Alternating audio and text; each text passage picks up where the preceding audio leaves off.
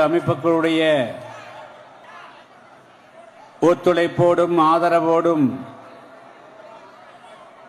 தமிழகத்திலே இருக்கக்கூடிய 6.5 கோடி வாக்காளர் பெருமக்களுடைய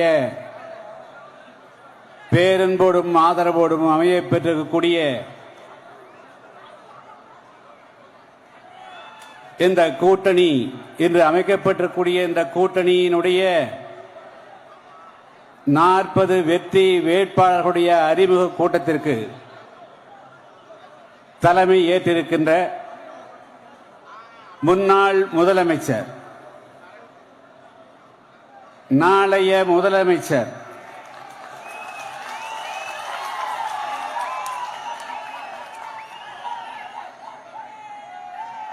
நாற்பது நாடாளுமன்ற தொகுதிகளிலேயும்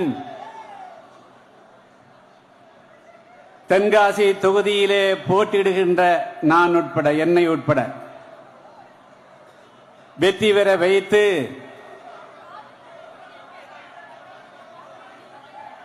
தமிழகத்தினுடைய வரலாற்றிலே, இந்தியாவினுடைய வரலாற்றிலேயே ஒரு மிகப்பெரிய வரலாறு படைக்கவிருக்கின்ற தமிழகத்தினுடைய இரும்பு மனிதர் அண்ணன் எடப்பாடியார் அவர்களே, முன்னாள் அமைச்சர் பெருமக்களே, முன்னாள் நாடாளுமன்ற உறுப்பினர்களே, இந்நாள் சட்டமன்ற உறுப்பினர்களே, இந்த மேடையிலே வீற்றிருக்கின்ற அஇஅதிமுக, தேமுதிக மற்றும் புதிய தமிழகம், எஸ்டிபி உள்ளிட்ட பல்வேறு அமைப்புகளுடைய வேட்பாளர்களே, தேமுதிகவினுடைய தலைவர் அன்பு சகோதரி பிரேமலதா அவர்களே, மற்றும் இங்கே குழுமி இருக்கக்கூடிய லட்சோப லட்சம் தொண்டர்களே, உங்கள் அனைவருக்கும் என்னுடைய முதற்கண் வணக்கம்.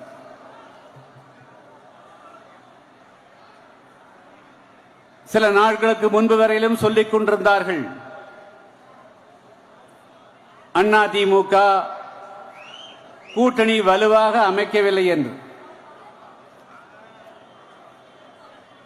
இன்று யாரும் எதிர்பார்க்காத வகையில் மிகப்பெரிய ஒரு வலுவான கூட்டணியை அமர்த்தி அந்த கூட்டணியை வெற்றி கூட்டணியாக மாற்றுவதற்காக இன்று அனைத்து வேட்பாளர்களுடைய அறிமுக கூட்டத்தை அகத்தினுடைய அழகு முகத்திலே தெரியும் என்பதற்கு இணங்க நாங்கள் வருகின்ற வழியெல்லாம் பார்த்து வந்தோம். அஇஅதிமுகவினுடைய பல்வேறு நிகழ்ச்சிகளிலே பங்கு பெற்றிருக்கிறோம். ஆனால் அண்மையிலே நடைபெற்ற கூட்டங்களிலே இதுபோன்ற ஒரு எழுச்சி கூட்டத்தை பார்த்ததே இல்லை. அப்படி என்று சொன்னால் 2024ஆம் ஆண்டு ஏப்ரல் மாதம் 19ஆம் தேதி நடைபெறக்கூடிய நாடாளுமன்ற தேர்தலில் வெற்றி நிச்சயம் என்பதற்கு உண்டான உணர்வுகளுடைய பிரதிபலிப்பு தான் இன்று இவ்வளவு மிகப்பெரிய எழுச்சியான கூட்டத்தை காண்கிறோம். 2024ஆம் ஆண்டு நாடாளுமன்ற தேர்தல் மிகப்பெரிய ஒரு சவாலானது. பல வருடங்களுக்கு பிறகு இன்று மும்முனை போட்டியாக களத்திலே நாம் காண்கிறோம். ஆனால் எத்தனை முனை போட்டியாக இருந்தாலும் இன்று முதல் அணியாக இருப்பது அஇஅதிமுகவுடைய தலைமையிலே அமைய பெற்றக்கூடிய நம்முடைய கூட்டணி தான். 2019ஆம் ஆண்டு நாடாளுமன்றத்தில் நடைபெற்ற தேர்தலில் இன்று மாநிலத்தில் ஆட்சியில் இருக்கக்கூடியவர்கள் நாடாளுமன்றத்திலே 38 நாடாளுமன்ற உறுப்பினரை வைத்திருக்கக்கூடியவர்கள் எத்தனை வாக்குறுதிகளை எல்லாம் கொடுத்து அந்த வாக்குகளை பெற்று வெற்றி பெற்று சென்றார்கள். இதை பல்வேறு ஊடகங்கள் வாயிலாக லட்சக்கணக்கான கோடிக்கணக்கான மக்கள் பார்த்துக் கொண்டிருப்பீர்கள்.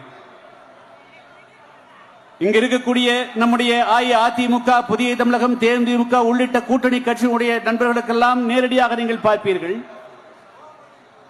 ஆனால் தமிழக மக்கள், வாக்காளர் பெருமக்களுக்கு நாங்கள் கேட்க விரும்புவது, அவர்களுக்கு எத்தனை வாக்குறுதிகளை கொடுத்தார்கள்? அவர்கள் கொடுத்த ஒரு வாக்குறுதியை கடந்த 5 ஆண்டு காலத்தில் அவர் நிறைவேற்றியிருக்கிறார் என்பதை எண்ணிப்பார்.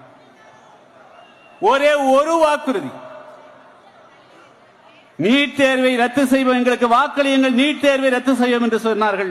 நீட் தேர்வை ரத்து செய்து கொடுத்தார்களா? நீட் தேர்வை ரத்து செய்து கொடுத்தார்களா? இல்லை. மீண்டும் சட்டமன்ற தேர்தலிலே வாக்கு வாங்கினார்கள்.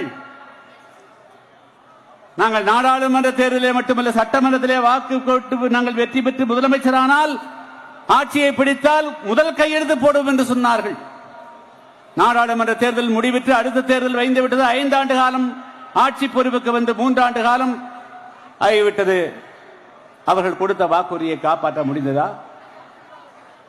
பிற மாநிலங்களிலிருந்து வரக்கூடியவர்களை, தமிழக மக்களுடைய வாழ்வுரிமையை, வேலை வாய்ப்பை பறிக்கிறார்கள், எனவே அதற்கு சட்டம் கொண்டு வரும் என்று சொன்னார்கள், கொண்டு வந்தார்களா? பெட்ரோல் விலையை, டீசல் விலையை குறைப்போம் என்று சொன்னார்கள், குறைத்து காட்டினார்களா? கடந்த 3 ஆண்டு காலத்தில் ஆட்சிக்கு வந்த பிறகு அப்பொழுது கொடுத்த 2019 கொடுத்த வாக்குறுதியை நிறைவேற்றவில்லை, 2021 கொடுத்த வாக்குறுதியை நிறைவேற்றவில்லை. மின்கட்டத்தை உயர்த்தினார்கள், வீட்டு வரியை உயர்த்தினார்கள், சொத்து வரியை உயர்த்தினார்கள், எல்லாவற்றையும் உயர்த்தி விட்டார்கள். தமிழக மக்களுடைய வாழ்வாதாரம் மட்டும் முன்னேறவில்லை. என்று அவர்கள் வாக்கு கேட்பதற்கு எந்த முகத்தை வைத்துக் கொண்டு உள்ளே செல்வார்? இங்க இருக்கக்கூடிய நம்முடைய அதிமுக, புதிய தமிழகத்தினுடைய, தேமுதிக தொண்டர்களை எல்லாம் பார்த்து கேட்கிறேன். அவர்கள் 7 கட்சியாக, 8 கட்சியாக, 9 கட்சியாக இருந்துவிட்டு போகட்டும். அதிமுக தொண்டர்களும், புதிய தமிழகம் கட்சியினரும், தேமுக தொண்டர்களும் ஒன்றாக இணைந்து வேட்டியை மடித்து கட்டுங்கள். 2024 ஆண்டு 19 நடைபெறக்கூடிய தேர்தலில் நாம் தான் வெற்றி பெறப் போகிறோம். அவர்கள் நம்முடைய தொண்டர்களுக்கு எதிராக நிற்க முடியாது. எதை சொல்லி அவர்கள் வாக்கு கேட்பார்கள்? என்ன சாதனை சொல்லி வாக்கு கேட்பார்கள்? அவர்கள் சொல்லுவதற்கு எதுவுமே இல்லை என்று சொன்னால் அவர்கள் செய்தது எதுவுமே இல்லை. அதே போலதான் மத்தியிலே ஆட்சி இருக்கக்கூடியவர்கள் கூட்டணியை அமைத்திருக்கிறார்கள். அவர்கள் 10 ஆண்டு காலத்தில் ஏற்கனவே பிரதமராக இருந்தவர்கள். மீண்டும் வேண்டும் என்று சொல்லுகிறார்கள். மீண்டும் எதற்காக வேண்டும்? எதற்காக பிரதமராக வேண்டும்? தமிழ்நாட்டுக்கு கடந்த 5 ஆண்டு காலத்தில், 10 ஆண்டு காலத்தில் என்ன ஒரு காரியத்தை செய்தே சொல்லுங்க, ஒரு நன்மையை செய்தே சொல்லுங்க. இந்த திட்டத்தை தமிழ்நாட்டுக்கு நாங்கள் கடந்த 10 ஆண்டு காலத்தில் கொண்டு வந்தோம் என்று சொல்வதற்கு என்ன இருக்கிறது?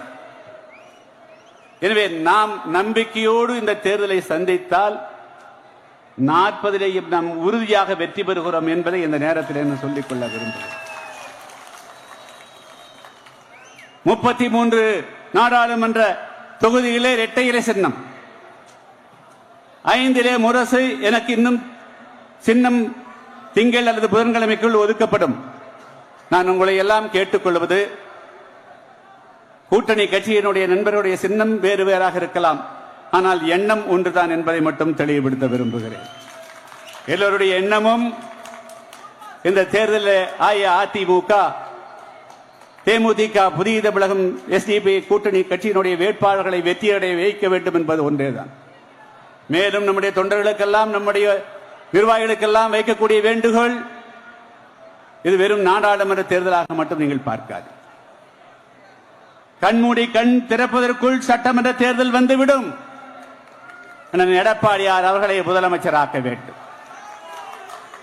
எனவே இப்பொழுது என்ன பணியாற்றுகிறோமோ அந்த வேலை அடுத்த நாள் ஏப்ரல் 20ஆம் தேதியிலிருந்து மீண்டும் சட்டமன்ற தேர்தலுக்கு உண்டான பணியை துவக்க வேண்டியவர்களாக இருக்கிறோம். எனவே இந்த பணியும் அந்த பணியும் பிரித்து பார்க்க முடியாது, பார்க்கவும் கூடாது. எனவே இதில் பெறக்கூடிய வெற்றி தான் 2026 பெறக்கூடிய வெற்றிக்கு உண்டான செமி பைனல்ஸ். எனவே செமி பைனல் வெற்றி பெற்று பைனலுக்கு போகணும். அதனால இதில் 20 நாளோ 25 நாளோ அந்தந்த கிராமங்கள், வாக்குச்சாவடிகளில், கிராமங்களில், ஒன்றிய அளவில் நம்முடைய கூட்டணி கட்சிகளுக்கிடையே ஒரு மிகப்பெரிய நெருக்கத்தை உருவாக்கி நாம் பணியாற்ற வேண்டும் என்பதுதான் என்னுடைய வேண்டுகோள். எனவே மிக முக்கியமாக அது போர்க்களமாக இருந்தாலும் சரி, அது விளையாட்டாக இருந்தாலும் சரி, பரீட்சையாக இருந்தாலும் சரி, வாழ்க்கையிலே தொழில் தொடங்குவதாக இருந்தாலும் சரி, வணிகமாக இருந்தாலும் சரி, எதுவாக இருந்தாலும் யார் நம்பிக்கையோடு கடன் காண்கிறார்களோ அவர்கள்தான் வெற்றி பெறுகிறார். எனவே இப்பொழுது நம்முடைய நிர்வாகிகள் அனைவருக்கும் தேவையானது வெற்றி நாம் தான் பெறுகிறோம். இன்னும் சொல்ல போனால் இன்னைக்கு இருக்கிற ஆளுங்கட்சியினுடைய கூட்டணி மக்களிடத்திலே போவதற்கு அஞ்சுகிறார்கள். போனா எங்கே மக்கள், எங்கே நீங்கள் கல்வி கடனை ரத்து செய்வதாக சொன்னீர்களே, ரத்து செய்யவில்லையே. நகை கடனை ரத்து செய்வதாக சொன்னீர்கள், செய்யவில்லையே. மாணவர்களுக்கு அது செய்வர்கள் சொன்னீர்கள், செய்யவில்லையே. கடந்த ஆட்சியிலே தாலிக்கு தங்கம் கொடுத்தார்களே, அந்த திட்டம் எங்கே போயிற்று? மாணவர்களுக்கு லேப்டாப் எங்கே போயிற்று? ஆடு மாடு திட்டம் என்ன ஆயிற்று என்று கேள்வி கிணைகளால் துளைத்தடித்து விடுவார்கள் என்று அஞ்சி ஒதுங்குகிறார்கள். அவர்கள் இருக்கக்கூடிய ஒரே ஆயுதம் 500 1000, அதையும் நாம் முறியடித்து விட்டால் ஒவ்வொரு தொகுதிகளிலும் பல லட்சக்கணக்கான வாக்குகள் வித்தியாசத்தில் நாம் வெற்றி பெறுவோம் என்பதைத்தான் இந்த நேரத்தில் நான் சொல்லிக்கொள்ள விரும்புகிறேன். எனவே நம்பிக்கையோடு நம்முடைய கூட்டணி நண்பர்கள் அனைவரும் களப்பணியிலே எந்த நேரத்திலும் கண் துஞ்சி விடக்கூடாது. அது புரட்சியாளர் எம்ஜிஆர் அவர்கள் உங்களுக்கு சொல்லிக்கிறார். படைதனிலும் தூங்கக்கூடாது, கடையிலும் தூங்கக்கூடாது, பரீட்சையிலும் தூங்கக்கூடாது. அது பாட்டை கேட்டு ரசிப்பதற்காக அல்ல, அது வாழ்க்கைக்கு ஒரு வழிகாட்டியாக எடுத்துக்கொள்ள வேண்டுங்கிறது தான் நான் வைக்கக்கூடிய வேண்டுகோள். நாங்கள் புதிய தமிழகம் கட்சி, நான் தென்காசி நாடாளுமன்ற தொகுதியிலே போட்டியிடுகிறேன். SDPI திண்டுக்கல்லே போட்டியிடுகிறார். அம்மையார் பிரேமலதா அவர்கள் 5 தொகுதியிலே போட்டியிடுகிறார்கள். நாங்கள் வேறு நீங்கள் வேறு என்ற எண்ணம் இல்லாமல் எங்களுடைய வெற்றியிலே தான் உங்களுடைய வெற்றி அடங்கியிருக்கிறது, உங்களுடைய உழைப்பிலே தான் எங்களுடைய வெற்றி அடங்கியிருக்கிறது. எனவே நாளை அனைவரும் வெற்றி பெறுகின்ற பொழுது அஇஅதிமுகவினுடைய வெற்றி வேட்பாளர்கள் அனைவரும் வெற்றி பெற்றார்கள் என்றுதான் போற்றப்படும். எனவே அந்த உணர்வோடு அனைவரும் நம்பிக்கையோடு ஒருங்கிணைந்து பணியாற்றுவோம். அடுத்த கூட்டம் நடக்கின்ற பொழுது அது வெற்றி விழா கூட்டமாக இருக்க வேண்டும் என்று மட்டும் கேட்டுக்கொண்டு அனைவருக்கும் நன்றி கூறி விடைபெறுகிறேன். வணக்கம்.